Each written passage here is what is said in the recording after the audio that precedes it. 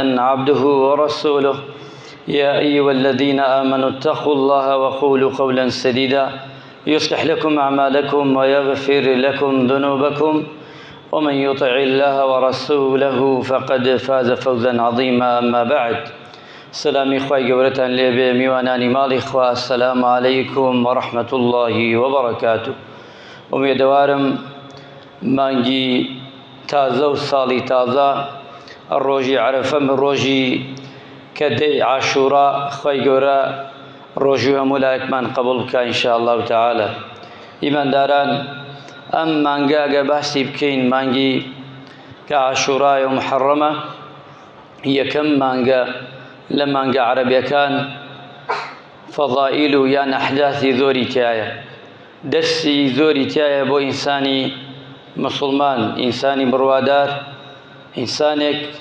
ئەگە کەمێ بگەڕێتەوە بۆ پێشەوە ئەبێ ئینسان لە چاکەکانی ئەم مانگەی ئیسفادە بکە و ئەو خراپانەیشی کراوە لەم مانگەدا ئەبێ ئینسان وەرگێت.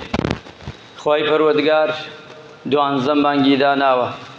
مانگی ئەوەڵی بە محەڕەم دەست پێ کردووە، مانگی عەرەبی کۆتاییەکەیشی بە محەڕەم. محەڕەم یعنی چی؟ وەخوای گەورە أفرمي جل جلاله يعني ابن عباس لا تفسير كي داوتيتي فلا تظلموا فيهن أنفسكم. كواتا أمت شوار مانجي هنا وابن عباس أفرمي واتا لما ندا كمانجي محرمي بيالين درستني إنساني مسلمان الظلم بك لبران بركي لمسلمان به ولا غير مسلمان به. تنانت لا كاتي جنگو غزادا پێشی ئیسلام یا دوای ئیسلامیش لەم مانگانە حرام بوو کەوا جەنگ بکرێ، شەڕ بکرێ و کوشتار بکرێ، چونکە قەدری ئەم مانگانە لای ئەوان زۆر بوو. ئەبێ ئینسانی مسلمانی شێمە یەکەم دەستکەوتمان دەستکەوێ مانگی محەڕەم، ئەبێ جیاواز بێ لەگەڵ مانگەکانی تر، خۆمان بپارێزین لە تاوان، لە گوناح، لە سەرپێچی. ئەوەی خراپە، چونکە ئەم مانگە شەهر الله وەکوی وتێتی ئەم مانگە ئیسنادی نەداوە بەلای مانگەکانی تر، بەڵکو مانگی خوای پەروەردگارە، جیاوازە ئەم مانگە لەگەڵ مانگەکانی تر. بۆیە سونەتێ تایە ئینسان بتوانێ ڕۆژ و زیاتری تیا بگرێ، بە تایبەتی عاشوورا کە ئەمڕۆیە و دەیە خێر و بەرەکەتێکی هەیە. پێغەمبەری خوا عەلەیهی سەڵات وەسەلام بە ڕۆژوو بووە و قەومی موساش کاتێ چووە بۆ لایەن هە بە ڕۆژوو بووە، واتا دوو پێغەمبەر عەلەیهی سەڵات وەسەلام سەلامی خوا لە هەموویان بێ و بە تایبەتی لەم دوو پێغەمبەرە نازدارە کە بە ڕۆژوو بووە. کاتێ پێغەمبەری خوا هیجرەتی کردووە و چووە بۆ مەدینە بینیەتی ئەوانەی کە هەن لەسەر دینی موسا عەلەیهی سەلام هەم بە ڕۆژوو، پێغەمبەری نازدار صلی الله عەلەیه وسلم لیانی پرسی ئەوە بوو هەن بە ڕۆژوو چی بوو ئەمڕۆ؟ ئەوان شوتیان سپاس و ستایشی خوا دەکەین، شکری نیعمەتی خوا دەکەین. خوای گەورە پێغەمبەرەکەمانی ڕزگار کرد لە دەستی فرعون. ئەو فرعونەی ئەیوت فقال أنا ربكم الأعلى. ئەو فرعونەی نایئێلا نێر لەسەر زەویدا بێ ئیلا مێبێ. لە زمانی فرعوندا هەر منداڵێ لەدایک بووایە، نێر بووایە، کوڕ بووایە، ئەی کوشت لە ناوی ئەبا ئیلا خوای پەروەردگار کە هێلای موسا عەلەیهی سەلام و خۆشی بە خاوەنی کرد، و خوای پەروەردگارش کە موسا عەلەیهی سەلام بۆ پێغەمبەر و بە خەڵکی ڕاگەیاند ئەمە خوا نییە، ئەمە درۆەکە، نەعوذ بالله، بە کەلیمەی خوایەتی نەبێ. کەواتە ئینسانی مسلمان دووەم دەستکەوت کە دەستمانەکەوێ قیسەی موسایە ئیمانداران لەگەڵ بەنی ئیسرائیل، لەگەڵ فرعون. هەر کەسێ چەندێ زاڵم بێ، دەستکەوتی دووەممان قەت دوودڵ نەبن. کەسێ لە فرعون زاڵمتر، کەسێ لە فرعون ستەمکارتر، کەسێ لە فرعون قووەت و بازی زیاتر نییە. ئەمانەی سەر دنیا هیچ نین لە چاو فرعونە. فرعون سەر زەوی هەمووی کۆنتڕۆڵ کرد، دوای ئەوەی وتی دەرگایەک یان پلەیەک یان قاردرمەیەک یان شتێکم بۆ بەرزکەنەوە بۆ ئاسمان، با بڕۆم بۆ ئاسمان بزان ئەو خوایە لەکوێ لە ئاسمان، بۆی لەگەڵا شەڕکەم. یعنی تاغوت و ملوڕی فرعون گەی ئەو ڕادەی لەگەڵ موسادا هەموو خراپە و خراپێکاریەکی کردە سەر زەوی ئاسمانیشی گرتەوە لەگەڵیان بەڵام خوای گەورە بە دەردێ بردی بە عیبرەتێ بردی هەتا ئەمڕۆ بڵێ فیرعەون ئەڵێەوە جەستەکەیەتی وریابن ئەمە دووشتمان پێڵێ یەکەم هەر کەسێ چەنێ زاڵم بێ و بەقووەت بێ هەر ڕۆژێک بێ ئەڕوخێ هەر ڕۆژێ لە ناوەچ ئەوە تەئکیدتان لێ بێ مسلمانان لا مەحالە شتی واقەت نییە زاڵم هەتا بۆی بچێتە سەر ئەگەر مەزلومەکانش نەتوانین بیڕمێنن خوای گەورە زاڵمێکی تری بۆ دێنێ لەو زاڵمتر لە ناوێدا ئەمە قانون و یاسای خوایە خوا وا دایناوە لەم دنیادا گرنگەوەی ئینسان زاڵم نەبێ ستەمکار نەبێ لەگەڵ زاڵم شانە بێ ئەوە گرنگە ئێمەی موسڵمان ئەبێ وریابین کە قسەی موسا عەلەیهی سەلام و لەگەڵ فیرعەوندا زۆرە بەڵام ئێمە دەستکەوتەکەمان ئەوەیە کە موسا عەلەیهی سەلام چەندێکم بوو کۆڵی نەدا و چەندێک داوای حەق و مافی خەڵک و حەق و مافی خوای کرد بۆ ئەوەی کە دەستی کرد بەڵام خوای گەورە دەرگای لێ کردەوە هانای بردە خوای گەورە دەرگای لێ کردەوە و ئەوە بوو کە فیرعەون و جوندەکانی و ئەوانەی کە لەگەڵیا بوون هێز و بازووی هەموو یەکجا لە ناودا کەواتە ئیمانداران مانگی محەڕەم یەکێکە لەو مانگە گەورانەی کە ئەحداثی تیا ڕووداوە یەکێ لەوانە قیسەی موسا عەلەیهی سەلام لەگەڵ فیرعەوندا واگە تەماشاشکەین کە ناوی هێناوە بەو ئەوەی کە مانگێکی کە شکر و سپاسی خوای پەروەردگار بکە و هەروەها وتراوە ئەو مانگەیە کە نوح عەلەیهی سەلام سەفینەکەی نشتەوە لە کێوای بەحر هەر ئەڵێن لەم مانگا بووە کە ئەم مانگە بۆیە گەورەی و دانراوە لە بیدایی ساڵ لە ساڵی هیجریشدا هەر یەکەم مانگدانراوە کە سەرەتای ساڵی عەرەبی بێ هجری بێ ئینسان ئەوش گەورەیە بۆ خۆی لە مانگەکانی تر ئیماندارانی خۆشەویست ڕۆژ و گرتنی مانگ ئەم ڕۆژە ئەوەیە ئەوەی گردوێتی حەقوایە هەمومان زۆرینەمان ڕۆژوومان گرتە بێ ئیلا مەگەر کەسێک ئاگای نەبێ هەر چۆن بێ ئەبێ ئینسان مەگەر کەسێ نەتوانێ بیگرێ ئەوە جیاوازە و لەسەری نییە چکە ئەم ڕۆژە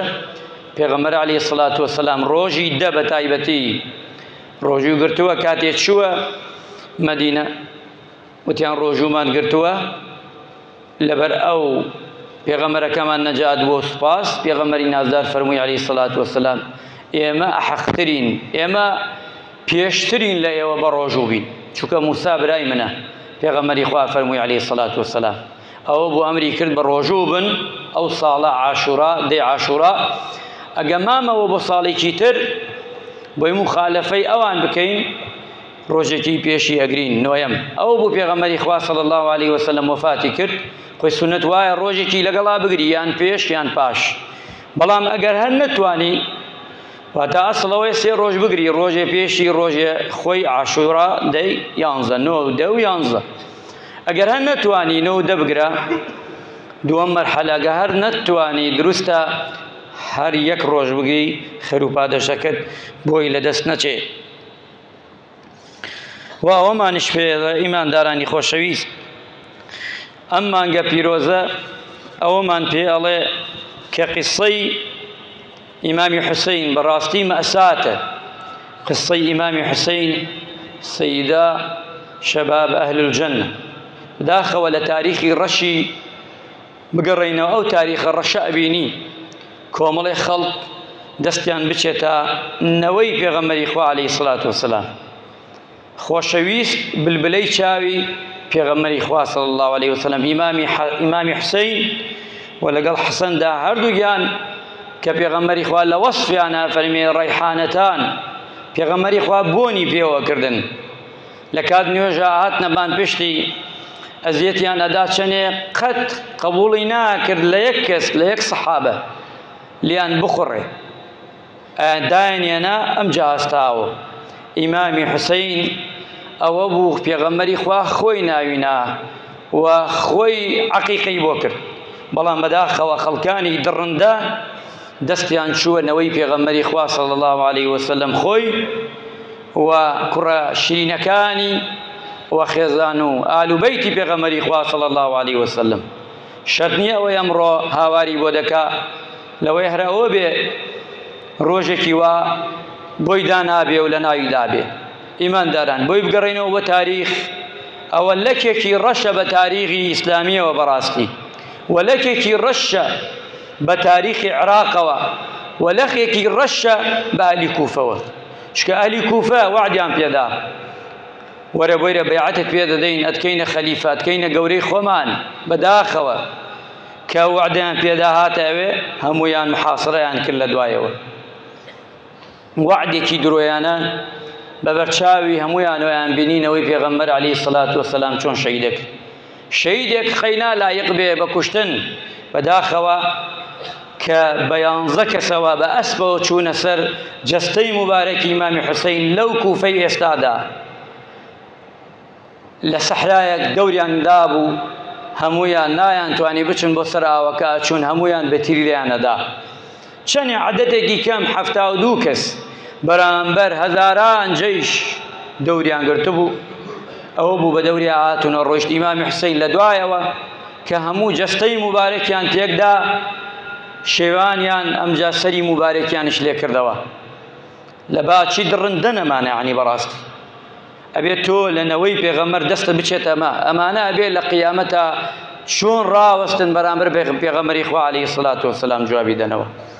دوایە سەریان هێناوە سەری مبارەکی ئیمامی حوسەین بەڵام ئیمامی حوسەین بەلەوەی دەربچێ لە شامەوە ئەسحاب و یاوەران پێیان وت مەچۆ زۆر تەکلیفیان لێ کرد کۆمەڵێ لە سەحابەکان زۆر تەکلیفیان لێ کرد مەڕۆ وتیان ڕۆم هەر گەرێ بچم چکە وعدم داوە منەوەی پێغەمبەرم وعدم داوە نابێ وعد خلاف بکەم بەڵام ئەوەی زانی ئیمانداران مسلمانان ئیمامی حوسەینەی زانی شەهید دەبێ چکە خەوی بینی شەو خەوی بینی بە بابایەوە کە ئێوارە لای ئەو فتارەکە ئێوارە ها لەگەڵ ئەو ئاژی و لەگەڵ ئەوە بێ بۆ ئیماندارانە بێ وریابین وامان لێەکە زوڵم و ستەم دڵمان ڕقەکە دەستمان نەچێتە هەموو شتێک دوای پەشیمانە بینەوە پەشیمانەکەش هیچ سوودی نییە لە دنیادا و لە قیامەتشدا ئەبێ ئینسانی مسلمان و ئینسانی بڕوادار ئاگای لێبێ لەوەی کە شتێ نەکا سبەینێ لە قیامەتا شەرمەزاری خوا بێ و شەرمەزاری خەڵکی بێ مانگی محەڕەم چونکە ناوی نراوە محەڕەمەوەیە هەموو شتێکی ناشیا و ناخراب ئەبێ چی بێ حەرام بێ لە تاکی مسلمان مانگی محەڕەمە و مانگەیە کە یەم بە یەکەم مانگی هجریە مانگی محەڕەمە و مانگەیە کە وتراوە وتیانە کە ئەو مانگەیە کە مانگی ڕۆژوگرتنە مانگی چاکە و باشەیە خوای گەورە ڕەحمان لێ بکە عاقیبەت خێرمان بکە لەشمان ساغ بکە ڕۆژی ئەمڕۆمان لێ وەرگرێ تاعەتی ئەم مانگە شیرینەمان لێ وەرگرێ یا ڕەبی خوای ڕەحمان لێ بکەی ئەوەی حەقی خوراوە خوایە حەقمان بدەیتەوە یا ڕەبی خوایە ئەوەی زوڵمەکە ستەمەکە خوایە داوای هیدایەتی بۆ دەکەین ئەگە قابیلی هیدایەتە خوایە ئەگەر قابیلی هیدایەت نییە خوایە لە کۆڵی مسلمانانی بکەیتەوە یا ڕەبی ژیانمان خۆشکەی وڵاتمان باشکەی یا ڕەبی خوایە ئەوەی قەرزارە قەرزارەکەی بۆ بدەیتەوە یا الله ئەوەی نەخۆشە خوای شفای عاجلی بۆ بنێری یا الله ئەوەی داوای دوعای خێری کردو لە ئێمە لە ئێوەی بەڕێز